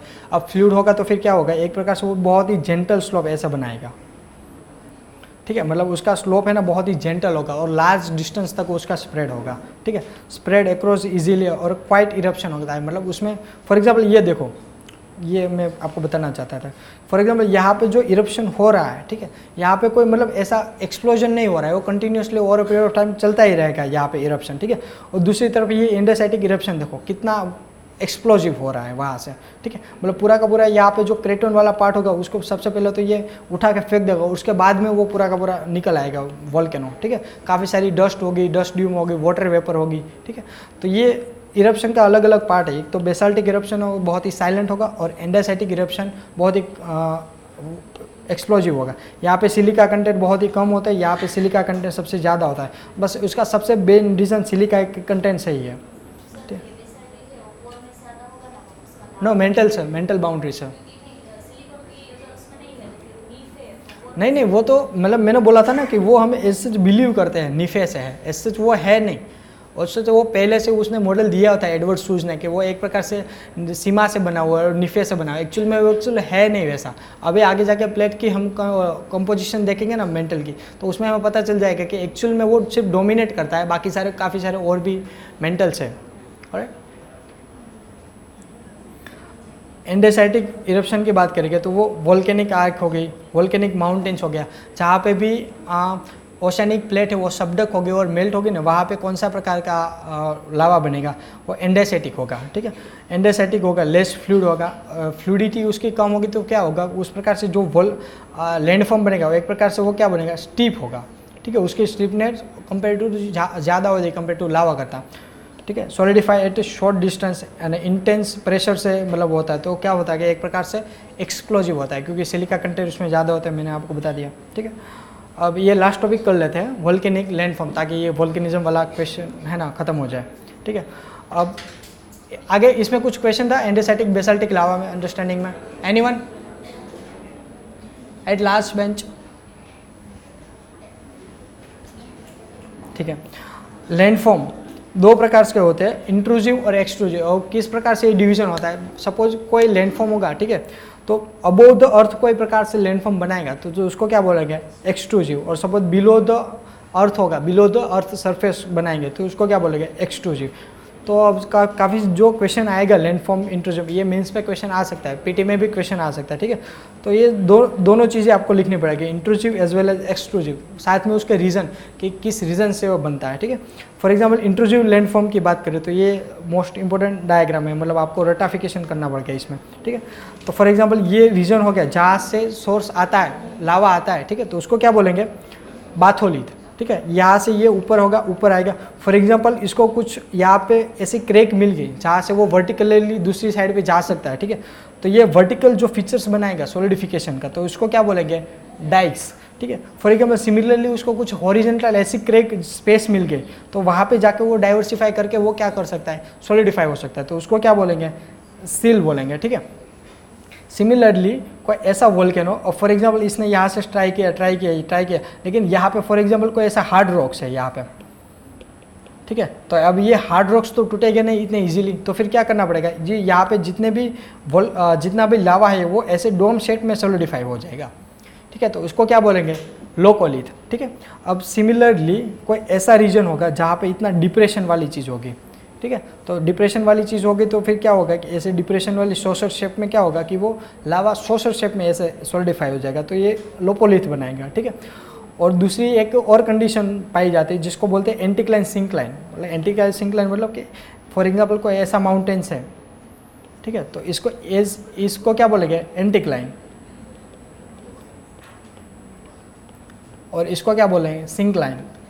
हमें जियो सिंक्लाइन देखा था तो वहाँ पे क्या देखा था, एक प्रकार से डिप्रेशन गड्ढा जैसा होता है, ठीक है। तो यही है कि ये सिंक्लाइन हो गया और एंटीक्लाइन हो गया, तो मतलब जहाँ पे ये ऐसी वेव जैसी स्ट्रक्चर होती है ना, वहाँ पे सपोज लावा सॉलिडिफाई हो जाए तो उसको क्या बोलेंगे, फाकोलिथ, ठीक है। तो मतलब ये ऐसी चीज़ें होती है कि सिर्फ रटाफिकेशन होता है, सिर्फ वन नेम एसोसिएशन आपको पता होना चाहिए कि किससे क्या लिंक होता है, ठीक है। अब एक्सट्रूसिव लैंडफॉर्म की बात करें तो उसमें दो चीज़ें होती है, एक तो वोल्केनिक प्लेटू हो सकता है या तो फिर वोल्केनिक माउंटेन हो सकता है। वोल्केनिक माउंटेन के भी 3 टाइप्स हैं, शील्ड वोल्केनो, सिंडर और कंपोजिट वोल्केनो, ठीक है। वोल्केनिक प्लेटू की फॉर एग्जांपल सबसे पहले बात करें तो वोल्केनिक प्लेटू कैसे बनता है, तो ये हमने देखा था कि जैसे इंडिया रीयूनियन से पास हो रहा था तो कैसे होगा, लेयर बाय लेयर जो लावा था वो बाहर आया और सॉलिडिफाई हो गया, तो पूरा का पूरा लेयर स्ट्रक्चर होता है, ठीक है। ये ऐसा करके एकदम साइलेंट इरप्शन होता है, बेसाल्टिक लावा होता है, ठीक है। और हॉटस्पॉट वोल्केनोसम से भी ये लावा प्लेटूस बनते हैं, ठीक है, कॉन्टिनेंटल क्रस्ट पे। Cracks on continental crust basaltic eruption हमने हॉटस्पॉट में देखा था कि जैसे उसको क्रैक मिल जाएगी तो फिर क्या होगा कि जितना भी लावा है उसके नीचे का वो एक प्रकार से बाहर आके स्मूथली फ्लो करना स्टार्ट हो जाएगा, ठीक है। स्प्रेड अक्रॉस द लैंड, मतलब उसकी जो बेसाल्टिक लावा होता है उससे सिलिका कंटेंट कम होता है, फ्लूडिटी उसकी ज़्यादा होती है, तो एक प्रकार से वो एक शील्ड वॉल के ऐसा बनाएगा, पूरा जेंटल स्ट्रक्चर, ठीक है। लॉन्ग डिस्टेंस तक ट्रैवल करेगा और ओवर पीरियड ऑफ टाइम धीरे धीरे सॉलिडिफाई होगा, ठीक है। लेयर ओवर द लेयर उसका स्ट्रक्चर मिलेगा। फॉर एग्जाम्पल इंडिया में बात करो तो डेक्कन लावा प्लेटू है, ठीक है। यूएसए में देखा था कोलोराडो प्लेटू है, वो भी सिमिलर प्रकार का प्लेटू है, ठीक है। इंडियन डेक्कन प्लेट की हमने बात की थी कि यहाँ पे जो रीयूनियन हॉटस्पॉट वोल्केनो है वो इधर से चल के ये पूरा का पूरा जो रीजन है पूरा का वोल्केनिज्म वाला रीजन है, तो डेक्कन प्लेटू हमारा इसी तरीके से बना है, ठीक है। हाँ, तो लावा प्लेटू की फॉर एग्जांपल हम डिस्ट्रीब्यूशन की बात करें तो ये अच्छा डायग्राम है। तो फॉर एग्जांपल यहाँ पे कोलोराडो स्नेक प्लेटू है, ठीक है। यहाँ पे पेटागोनिया प्लेटू है, यहाँ पे ये पूरा हमने जो अभी कटांगा प्लेटू अभी देखा था अफ्रीका में, ठीक है। तो वो भी एक प्रकार से लावा प्लेटू का ही पार्ट है। यहाँ पे साइबेरियन प्लेटू है पूरा का पूरा, ठीक है। और यहाँ पे अरेबियन प्लेटू है, यहाँ पे हमारा डेक्कन प्लेटू वाला रीजन है, यहाँ पे ईस्टर्न अफ्रीकन प्लेटू वाला रीजन हो गया, ठीक है। तो ये से काफ़ी सारे एग्जाम्पल है जहाँ पे हमें लावा प्लेटूज पाए जाते हैं, ठीक है। ये पूरा का पूरा उसका रीजन लिस्ट डाउन है। अब फॉर एग्जांपल प्लेटू से आगे जाके बात करेंगे तो दूसरी चीज़ होती है वोल्केनिक माउंटेन्स। अब जहाँ पे अब ये कंडीशन प्लेटू कहाँ पे मिलेगी, जहाँ पे सिलिका कंटेंट कम होगा, कि मतलब जहाँ पे जो लावा होगा ओवर पीरियड लॉन्ग टाइम तक वो सॉलिडिफाई नहीं होगा, धीमे धीमे सॉलिडिफाई होगा और उसकी फ्लूडिटी सबसे ज़्यादा होती है, ठीक है।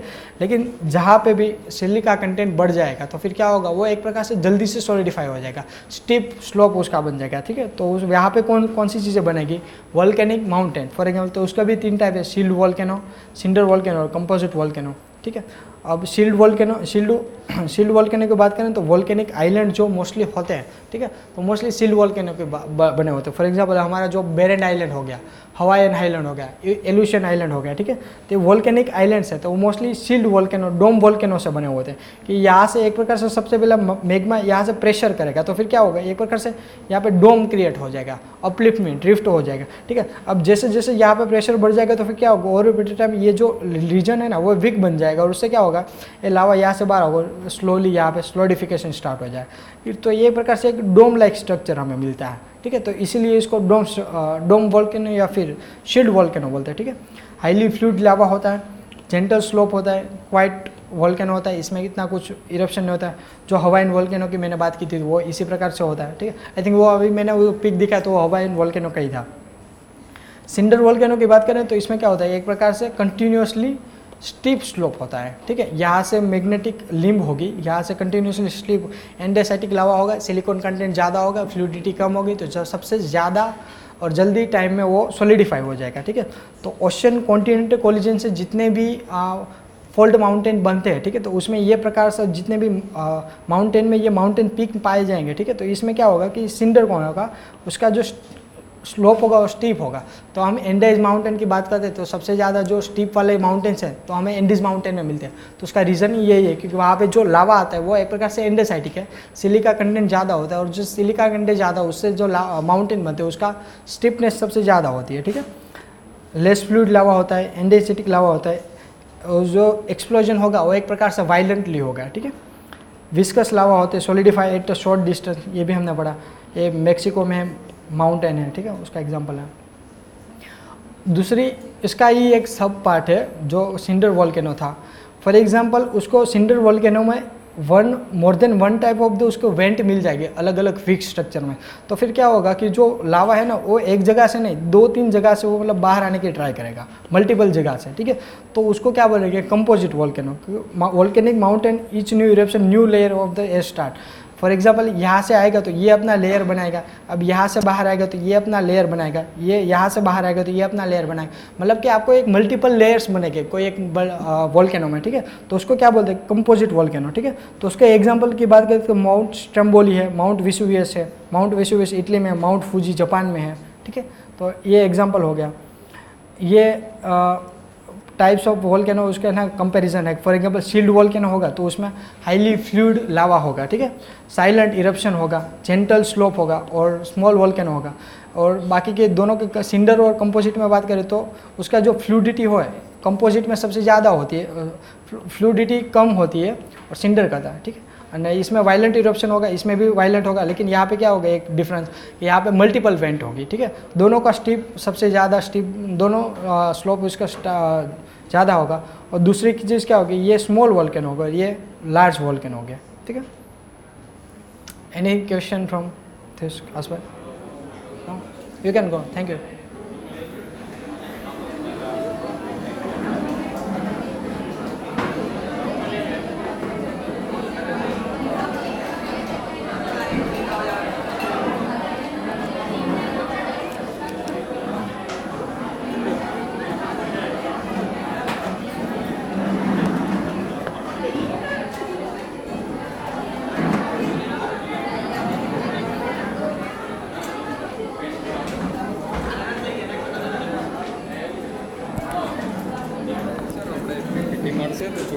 રિવાઇઝ થઈ જાય. પીપીટી હા વાંધો નહીં એટલે જે ચાલે છે ને ક્લાસમાં એ રીતે જોડે જોડે રિવિઝન થઈ જાય. ગ્રુપમાં હું નખવી દઉં હાલો કેનિલભાઈને વાત કરું